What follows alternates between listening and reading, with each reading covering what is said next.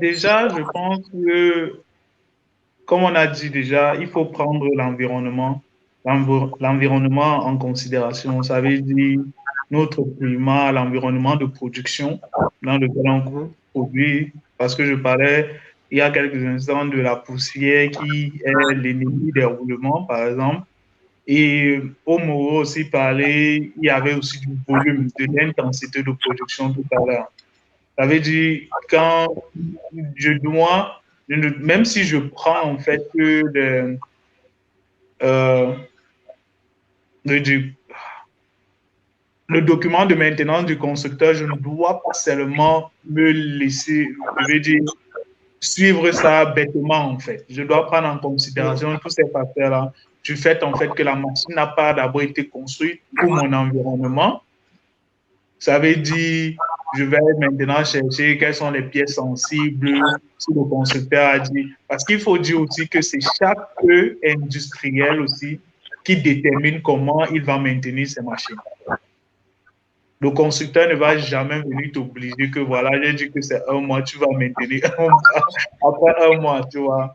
Donc, Mhm. en tenant compte de ça, toi-même, tu peux dire que, OK, s'il y a telle pièce qui est sensible, au lieu d'un mois, je vais maintenir ça après 2 semaines, ou au lieu de 5 ans, je vais maintenir après 3 ans. Mhm. Parce que tu sais en fait que l'environnement dans lequel tu travailles n'est pas sûrement l'environnement du laboratoire où la machine a été testée, ou l'environnement où même le constructeur de ta machine vit en fait. Exactement. Voilà. Donc, Farel, à toi la Oui, bon, parole.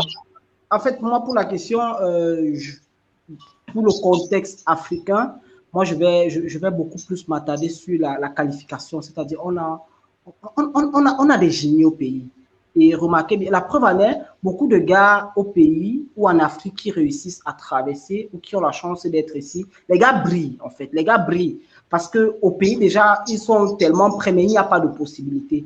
Donc, moi, je vais dire, un industriel en Afrique, dans le contexte africain, va juste essayer de s'entourer des personnes qualifiées. Et quand j'ai des personnes Mhm. qualifiées, on sait les coûts en termes de personnel, on ne peut pas les comparer aux coûts ici. Ici, c'est super élevé. Mais en Afrique également, il y a la possibilité d'avoir quelqu'un de bien qualifié à des coûts moins élevés que ceux d'ici. Donc, se mettre avec des personnes qualifiées et justement veiller à ce que quand la machine arrive sur place, qu'il y ait quelqu'un qui maîtrise la machine et maîtrise le processus. Que fait la machine? Mhm. Et que cette personne-là, justement, Constantin l'a dit